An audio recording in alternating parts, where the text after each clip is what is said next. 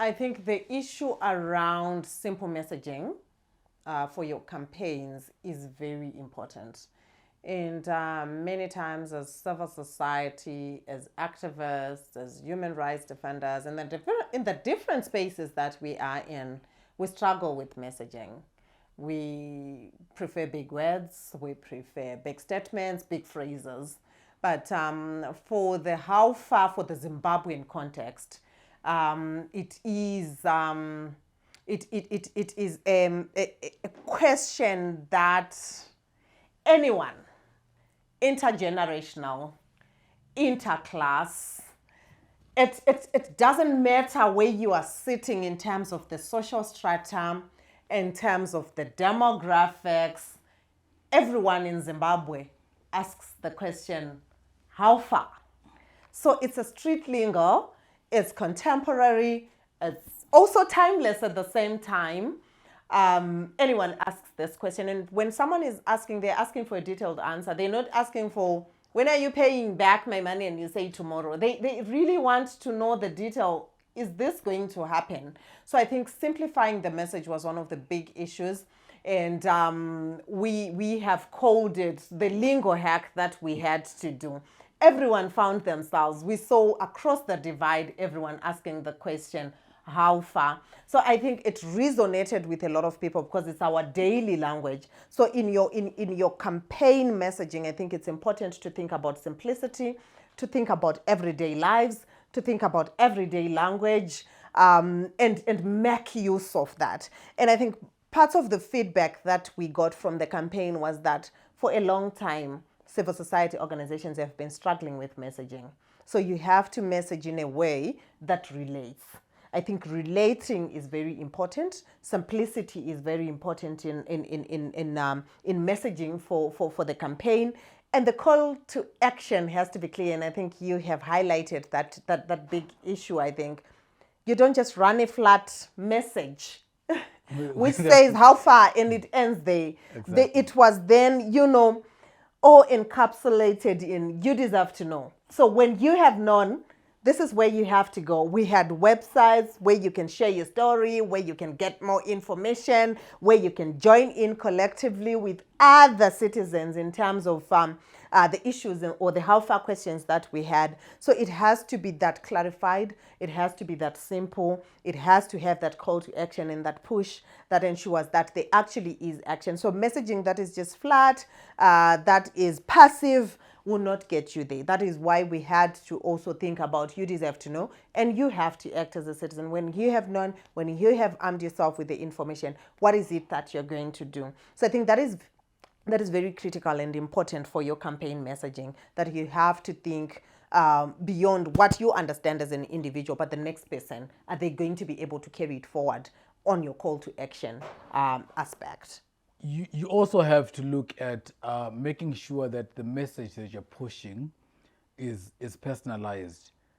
I've given an example of where you run a campaign like Morgan is more, and you're addressing to the lack that one person is facing, or you're addressing the uncertainty of network availability at the inception of mobile networks in Africa. And MTN goes with a campaign that says, everywhere you go, you find our network.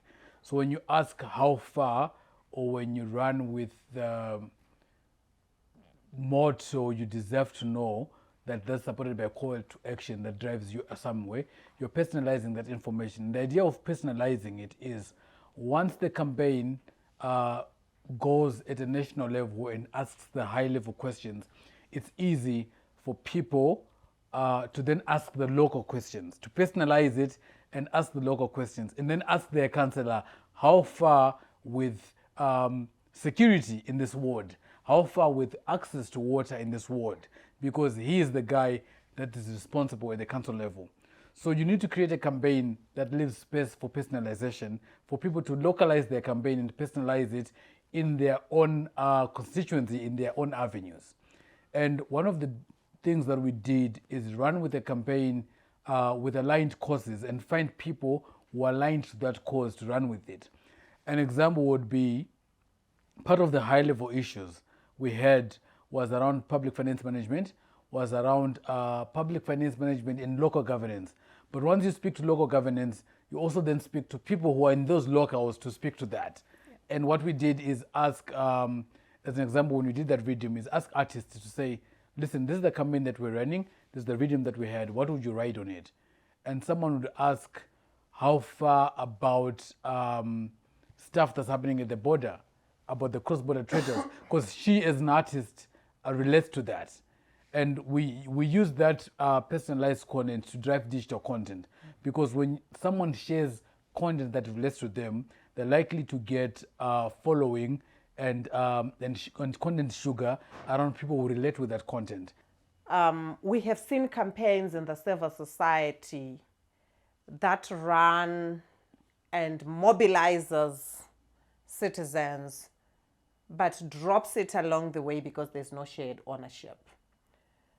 But from the How Far campaign and from our experiences, what we saw and what we would want to leave with the audience is that movement building is a big aspect around campaigning and around your messaging. It must be able to harness the masses. It must be able to harness a movement, a social and a civic movement that will drive the processes, that will own, the campaign. And I take it as well, even from the political campaigns. When people are doing their political campaigns, they're garnering for numbers. It's an issue of numbers when it comes to campaigns. And many a times when we look at the injustices, the inequalities, the unfairness, and all these issues and problems that we're facing, what we only have is the people, is the numbers that we have.